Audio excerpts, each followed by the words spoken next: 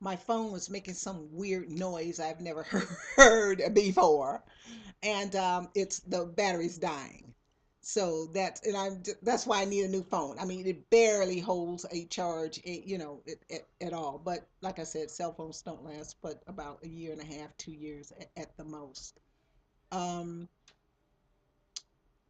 I think I'm only gonna make three tonight. I'm kind of tired. I'm not gonna make my usual six because I want to go online.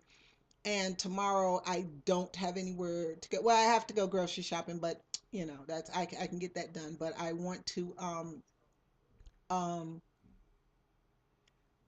sleep in. So I think what I'm gonna do is I'm gonna get off of when I get done with this video. I am going to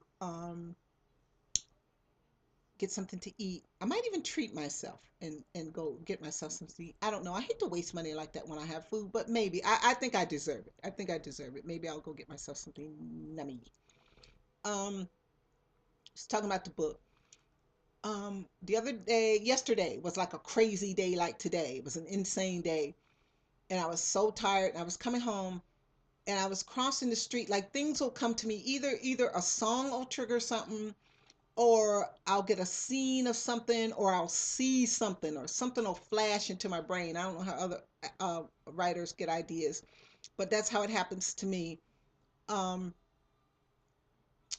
and as I was crossing, waiting to cross the street, it suddenly hit me that my Parisian entertainer, she's she thinks, okay, let's start with him. He is taking out some subconscious, with his sadism. He's taking out some kind of built up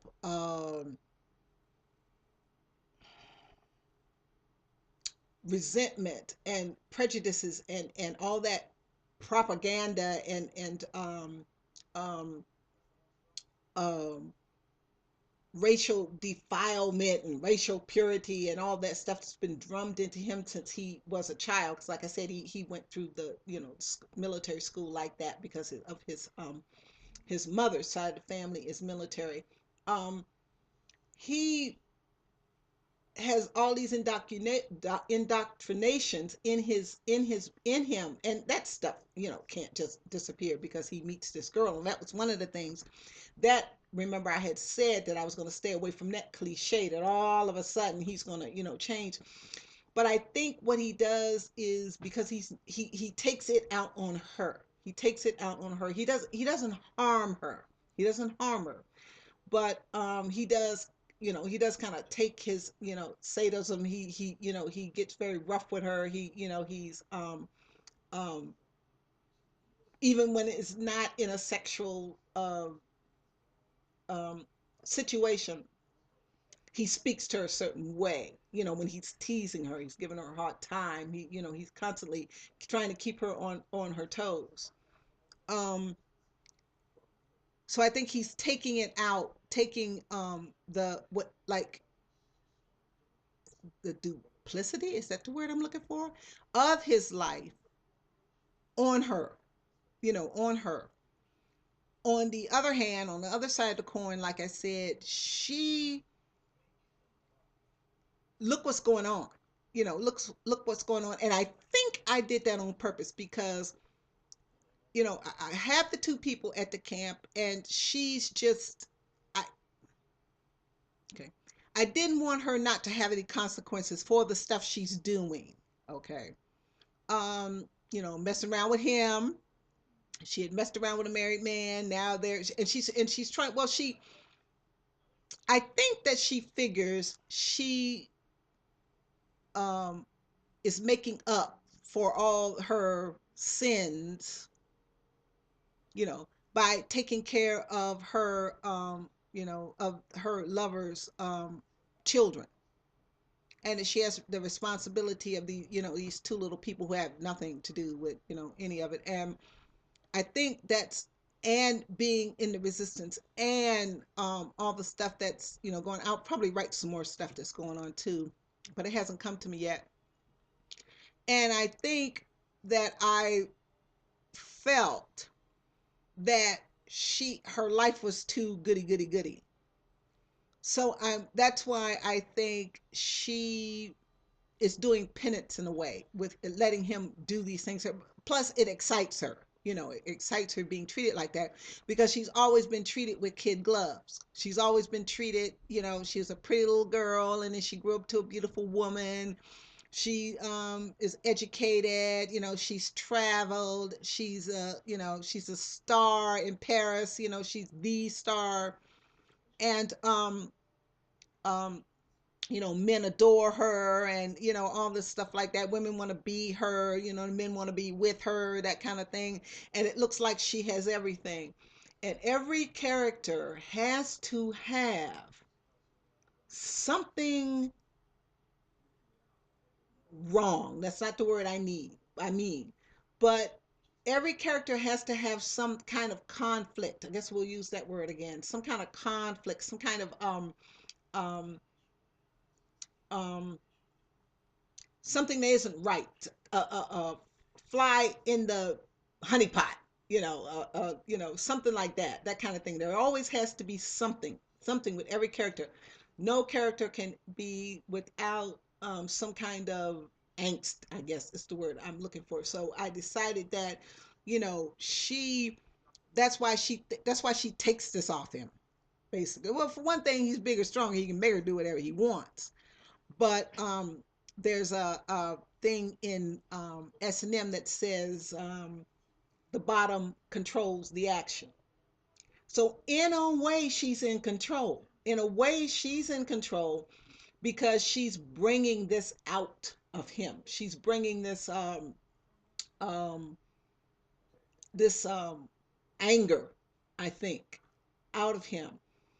And I think she thinks that she feels like she deserves this. This is something she deserves, besides the fact she likes it, because she's never been treated that way. Um, I'm trying to think what else, but I think that's mainly it. That just came to me all of a sudden, that she would, that's why she would, because he asked her, like I said before, they, um, they start, they finally get away, they finally get alone. This is finally going to happen, um, uh, uh, round one, is regular vanilla sex. And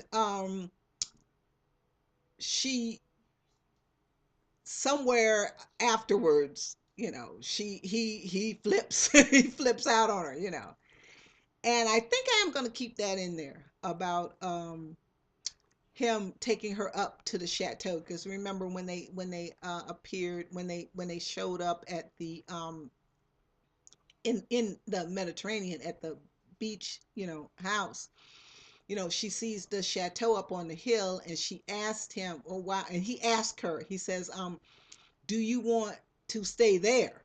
You know, and she says, "No, no, I don't think so. This is fine."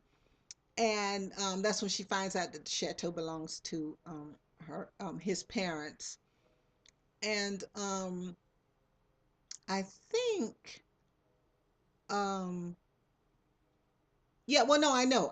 What I'm gonna do is I'm gonna have him take her up there, and maybe it's a dungeon like up there or something like that. I'm thinking, where he can really operate, and stuff.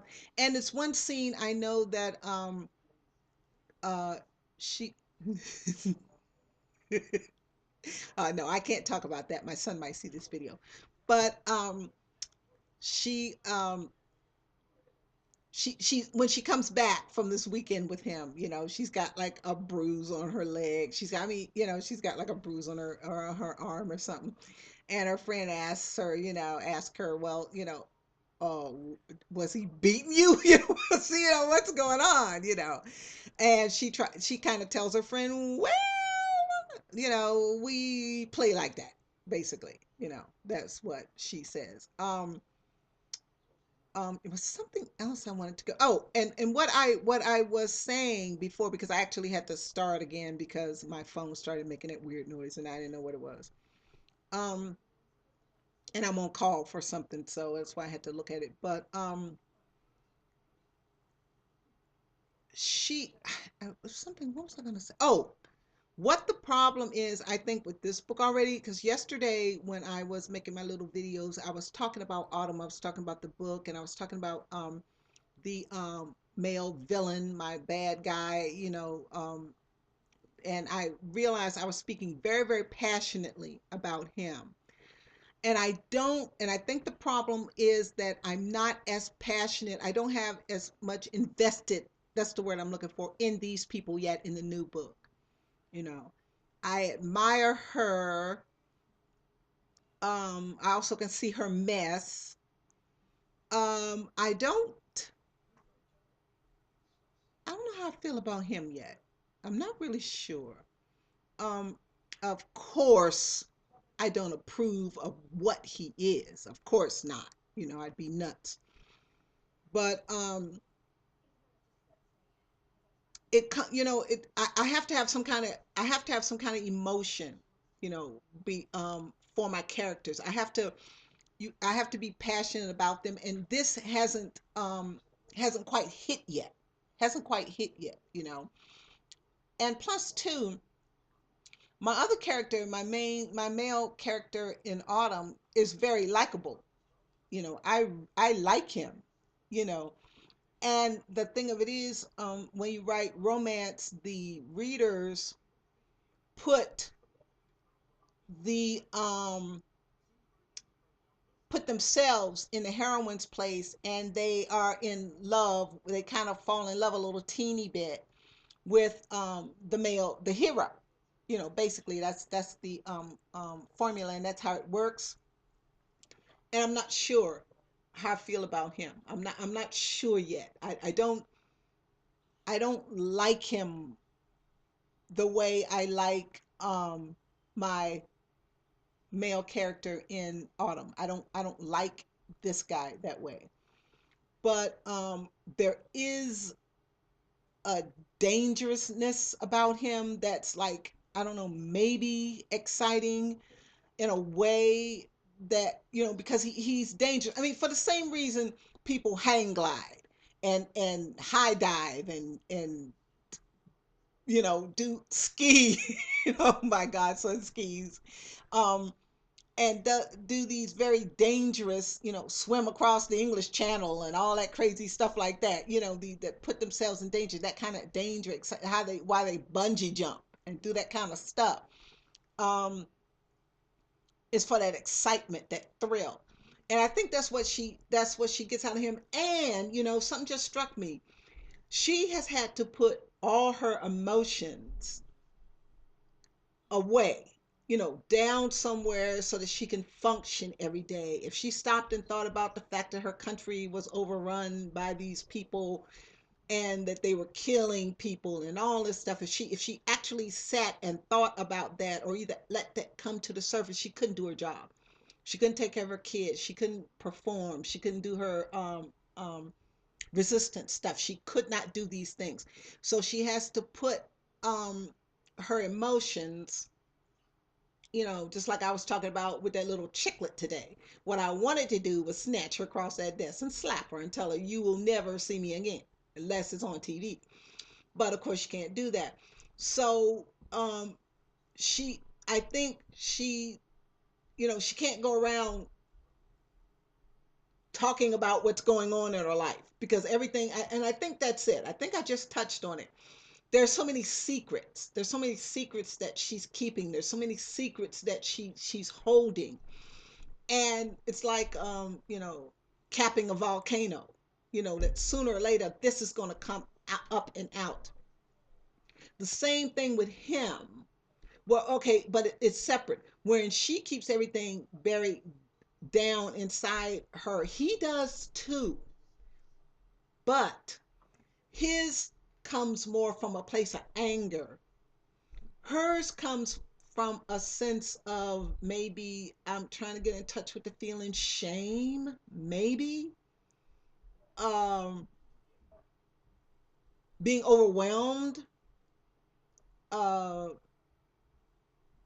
a feeling of just, that she can't, that she can't have these ups and downs. I mean, she has moments when she enjoys herself, but there's so much going on and she has to put so much on the back burner that that the excitement he brings. And I think when they were in Switzerland, because he that she feels this, she has this she gets this vibe off him that he's extremely dangerous in more ways than one. And I think the kind of the same thing from him, but it comes from a place of anger. He's angry. He has this awful job to do, and he has no respite from that, and he has uh, issues going on with his family because his father doesn't, his father is not a part of, not in the party. His father's a filmmaker. I think I have decided that. His father is a filmmaker and doesn't want to make propaganda. I was thinking now of making his father a television producer because they did actually have television in Nazi Germany. It was brand new. I mean, it was brand new technology, but they were kind of first in the television era. They were kind of the first in the first experimentation of televisions. The screens were these tiny little things, and they would have TV parlors, they called them. Just everybody didn't have a television set.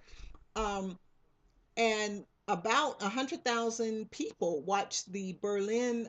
Actually, when the Olympics were there, about 100,000 people went to these parlors, and that was incredible. I mean, that's just like now, these television show will have 2 or 3 million, um, viewers. So 100,000 viewers of television was like, but of course, now it was all propaganda. They had a few like football games, which is soccer. Which is soccer. When I say football, I mean soccer. When I'm talking about Germany, when I'm talking about Europe, um, they had football games. Of course, they had the propaganda stuff. Um, which to show how stupid Hitler was. He had no idea. Well, now he what he did was he made sure every family had a radio, but he wasn't choked up about television. And I think because he was so ugly, you know, he wasn't really choked up about television, and it's a good thing he wasn't. Also, he kind of uh, poo-pooed uh, nuclear experiments because he called it Jew science. I mean, that just goes to show, how stupid he was. But even the stupid can be extremely, dangerous and can, set history back centuries, because of the cruelty and the meanness that can come, from evil people who, and I think my male lead in World War II, the officer, he's not.